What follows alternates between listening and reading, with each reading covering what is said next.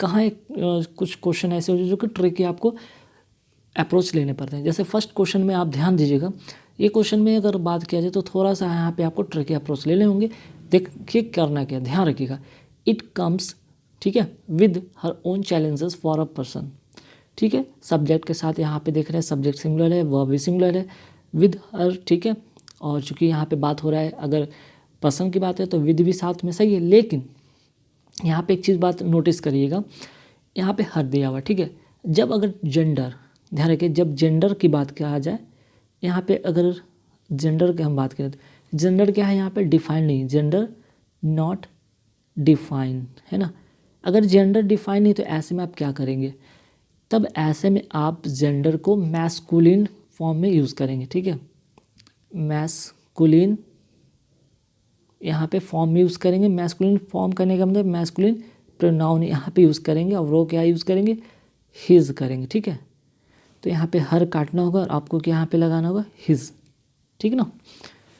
तो ऐसे क्वेश्चन जहाँ पे जेंडर डिफाइंड नहीं हो, आप किसको प्रेफर करेंगे, मैस्कुलिन को। क्लियर। तो फर्स्ट क्वेश्चन में ये है।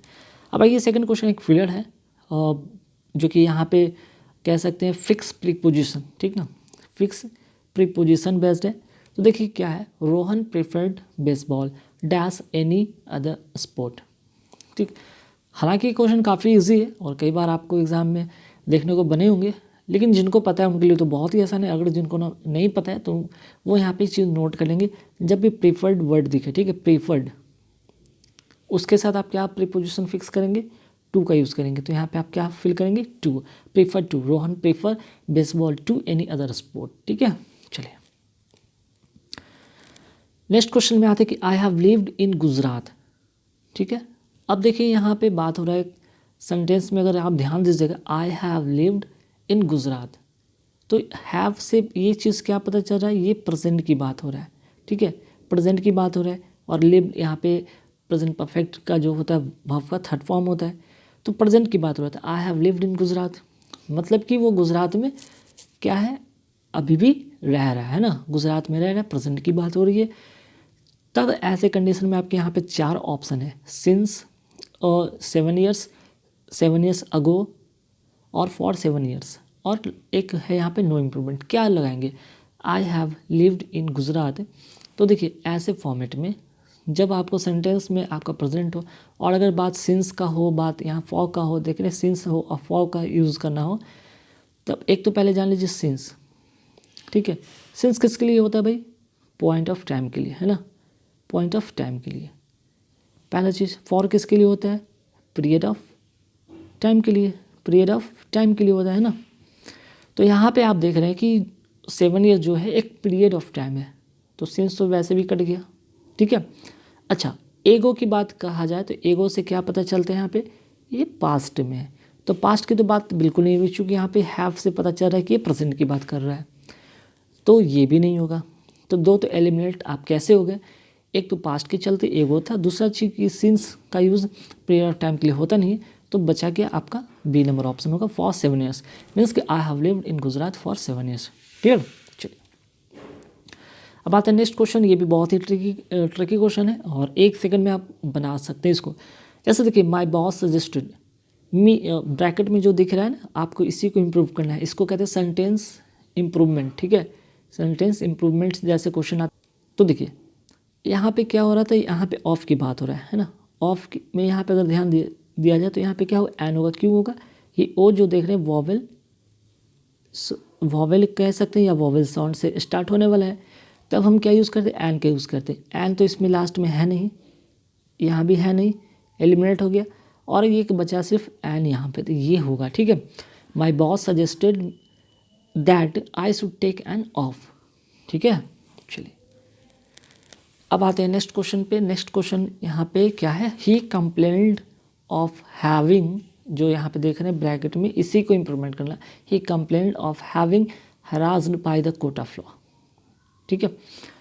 यहाँ पे क्या आपको सुधारना होगा, ध्यान रखिएगा, थोड़ा सा यहाँ पे ध्यान दीजिए। सबसे पहले अगर हम बात करें यहाँ पे हैविंग का, ठीक है ना, ये हैविंग की बात करें, ठीक है, अगर हम ये हैविंग की बात करें, हैविंग जब आपका हेल्पिंग वर्ब की तरह यूज़ हो, ठीक है, अगर आपका हैविंग हेल्पिंग वर्ब की तरह यूज़ हो, ध्यान रखिएगा। हैविंग की बात कर रहे हैं तो हैविंग के साथ क्या होगा, बीन होगा। कब, जब ये हेल्पिंग वर्ब की तरह काम करे, हेल्पिंग वर्ब की तरह काम करे, है ना, हेल्पिंग वर्ब की तरह काम करे, ठीक है। यहाँ पे बात हो रहा है जब आपका हैविंग जो है हेल्पिंग वर्ब की तरह काम करे, तब इसके साथ क्या होता है, बीन का इसका यूज़ होता है, हैविंग के साथ बीन का यूज़ होगा। और पास्ट पार्टिसिपल का जो होगा, यहाँ जो वर्ब होगा वो क्या होगा, ये वर्ब जो देख रहे हैं ना, ये वर्ब का थर्ड फॉर्म मीन्स कि पास्ट पार्टिसिपल फॉर्म में होगा। तो ही कंप्लेंड ऑफ हैविंग, ठीक है, हेल्पिंग वर्ब की तरह यूज़ हो रहा है यहाँ पे हेल्प, तो यहाँ पे हैविंग बीन होगा, ठीक है। अभी मैंने बताया था हेल्पिंग वर्ब की तरह होगा तो उसके साथ क्या फॉलोड होगा, बीन होगा। तो यहाँ पे बीन, यहाँ पे हैव बीन, और उसके बाद वर्ब का थर्ड फॉर्म यहाँ पे सी नंबर ऑप्शन होगा, ठीक है। चलिए नेक्स्ट क्वेश्चन है you need to work dash you में, ठीक है। क्वेश्चन 6 में क्या है कि you need to work dash if you want to pass the test. अब जरा ध्यान दीजिएगा, यहाँ पे क्या होगा आंसर होगा B number option, work hard. कैसे, यू नीड टू वर्क, यहाँ पे जो वर्क है यहाँ पे क्या वर्ब का फॉर्म में है, ठीक है। वर्क क्या है, वर्क मीन्स काम करना, टू वर्क मीन्स ही काम करना, वर्ब के फॉर्म में। तो वर्ब की विशेषता जो है यहाँ पे कौन बताएगा, एडवर्ब। एडवर्ब के फॉर्म में जो होगा, जो करेक्ट होगा वो होगा वर्क हार्ड। हालांकि यहाँ पे हार्डली भी आपको दिख रहा है, ठीक है, आपको हार्डली भी एक दिख रहा है जो कि क्या है एडवर्ब के फॉर्मेट में, लेकिन ये इसका मतलब होता है ऑलमोस्ट नन, ठीक है, ऑलमोस्ट नन मीन्स कि ना के बराबर। लेकिन यहाँ पे बात तो कर रहा है कि कहा जा रहा है कि आपको काम करने की ज़रूरत है, ना के बराबर नहीं, काम करने की बात हो रही है। तो यहाँ पे हार्ड होगा, you need to work hard if you want to pass the test, ठीक है। चलिए, तो छोटे छोटे चीज़ें हैं जो कि आपको ध्यान रखने होंगे। अब आते हैं next question, can you speak dash as I am trying to study here, ठीक है। तो स्पीक, फिर से आप बात कर रहे हैं, यहाँ पे स्पीक की बात हो रहा है। स्पीक यहाँ पे का मतलब हो गया यहाँ पे वर्ब, ठीक है। और वर्ब की विशेषता कौन बताएगा, एडवर्ब। क्या बताया, एडवर्ब। अब इसमें एडवर्ब कौन सा है, डी नंबर ऑप्शन। बस टिक करें, आगे निकल जाए, ठीक है। लाइक क्वार्टर दैन होगा, क्वार्टर दैन की बात करें तो यहाँ पे कंपैरिजन की बात हो नहीं रहा है। मोर के बाद भी अगर यहाँ पे बात करें कंपैरिजन की बात हो रहा है। साइलेंट, अगर बात यहाँ पे स्पीक की बात हो रहा है, कैन यू स्पीक, बोलने की बात करिए, उसको साइलेंट भी कैसे आप कर सकते हैं, है ना, तो ये होगा नहीं। चलिए नेक्स्ट आते हैं इंपॉर्टेंट क्वेश्चन जो कि फिक्स प्रीपोजिशन बेस्ड है, ठीक है। फिक्स प्रीपोजिशन बेस्ड ये इसलिए बन जाता है क्योंकि ध्यान रखिएगा इंडो के साथ हमेशा क्या होता है, फिक्स प्रीपोजिशन विद होता है। ध्यान रखिए, इंडो के साथ क्या लगता है, विद। ये ध्यान रखिए, इंडो जो यहाँ पे है ये क्या है आपका, ये इंडो जो है आपका काम करे यहाँ पे एडजेक्टिव फॉर्म में, है ना। ये क्या काम करे, एडजेक्टिव फॉर्म में। तो एडजेक्टिव फॉर्म में जब ये काम करता है, ठीक, तब इसका मतलब हो जाता है संपन्न। संपन्न मीन्स कि वो चीज़ जो बात हो रहा है कि Kalpana is endowed with many great qualities, means कि उसके क्वालिटीज़ के क्या है, वो चीज़ से, वो गुण से वो क्या है, कंप्लीट है, संपन्न है, ठीक है। तो ये बात होगी। अगर बात करें सिर्फ अगर इंडो की बात करें, है ना, ENDO, ठीक है, तब इंडो का मतलब होता है जब यहाँ पे वर्ब फॉर्म में होता है, तब इसका मतलब होता है प्रदान करना, मीन्स कि प्रोवाइड करना। तो इंडो के साथ हमेशा जो होगा फिक्स प्रीपोजिशन विद होगा, है ना। चलिए आते हैं नेक्स्ट क्वेश्चन में कि Kashish is very unhappy person, C dash about almost every things, है। अब देखिए यहाँ पे अनहैप्पी की बात हुई, अनहैप्पी क्या है, एक नेगेटिव चीज़ यहाँ पे हो रहा है, नेगेटिव यहाँ पे बातें बताया जा रहा है। तो नेगेटिव बातें में कभी पॉजिटिव लव्स नहीं होगा, इन्जॉय नहीं होगा, लाइक नहीं होगा। फाइनली वो ग्रम्बल्स। अब ग्रम्बल्स का मीनिंग भी यहाँ पे जान लीजिए आप, ठीक है। ग्रम्बल्स का मतलब होता क्या है, ठीक है। तो ग्रम्बल्स का मतलब होता है मीन्स कि to complain about something in an angry way, means कि गुस्से में किसी से कुछ शिकायत करना। Grumble means to complain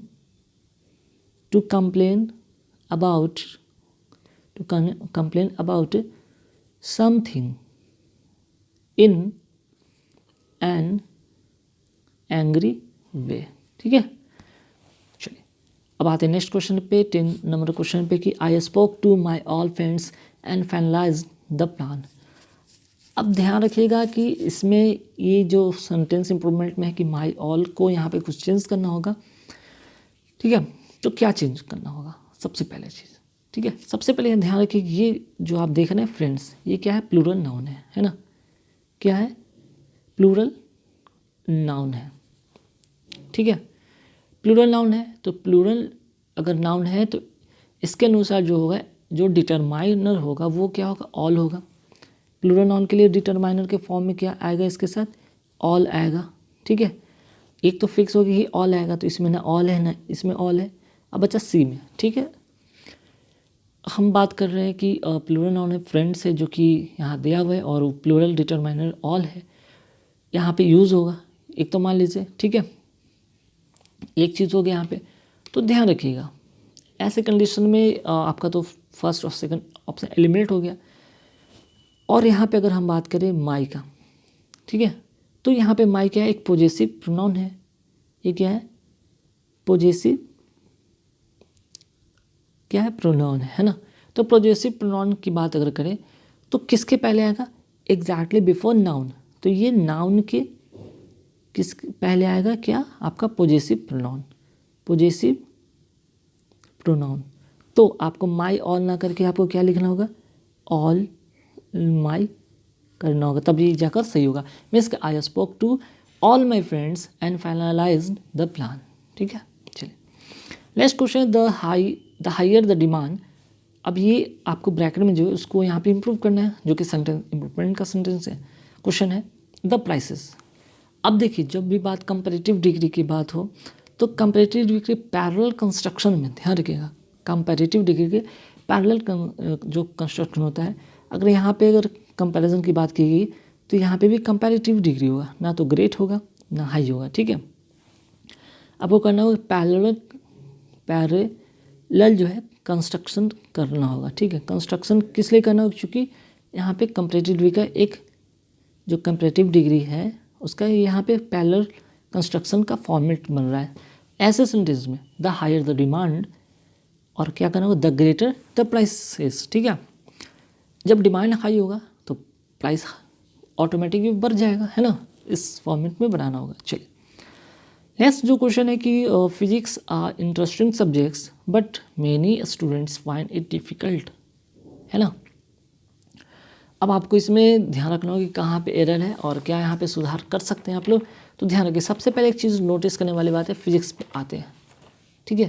physics यहाँ पे एक सेंटेंस आपको दिख रहा होगा, उस पर आते हैं।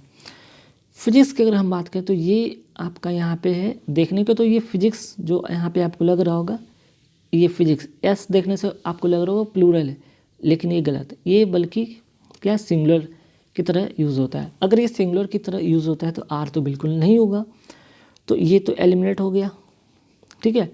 अब आपके पास दो ऑप्शन और बचते हैं, अगर फिजिक्स के साथ अगर सिंगुलर के साथ इज़ होता है तो ये तो सही है कि इज़ होगा, तो इसमें भी। अब समस्या ये है कि यहाँ तक तो दोनों सेंटेंस सही है, फिजिक्स इज़ एन इंटरेस्टिंग, अब सब्जेक्ट होगा कि सब्जेक्ट्स होगा, समस्या ये है।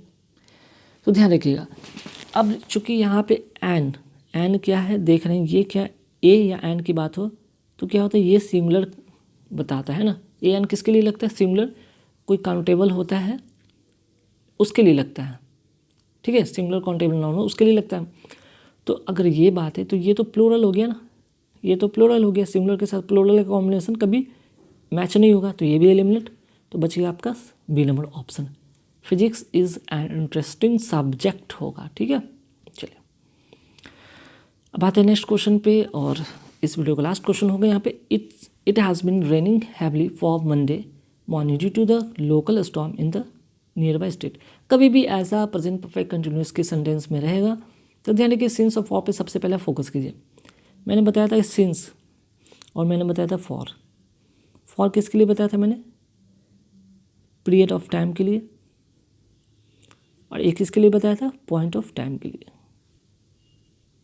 तो ध्यान रखिएगा ये जो मंडे है, ये मंडे क्या है, यहाँ पे पॉइंट ऑफ टाइम है, पॉइंट ऑफ टाइम, और जब पॉइंट ऑफ टाइम है तो क्या यूज़ होगा, सिंस, ना कि फॉर। तो यहाँ पे ये काटेंगे, आपको सिंस करना होगा बस। तो गाइज यहाँ पे जितने भी क्वेश्चन थे आई होप कि काफ़ी सारे आपको रूल्स पता चला होगा, ठीक है। तो जितने भी रूल्स पता है आपको लगा, उन सभी रूल्स को आप कॉपी में नोट डाउन कर लीजिए। जो ज़रूरी है आपको लगता है उसको ज़रूर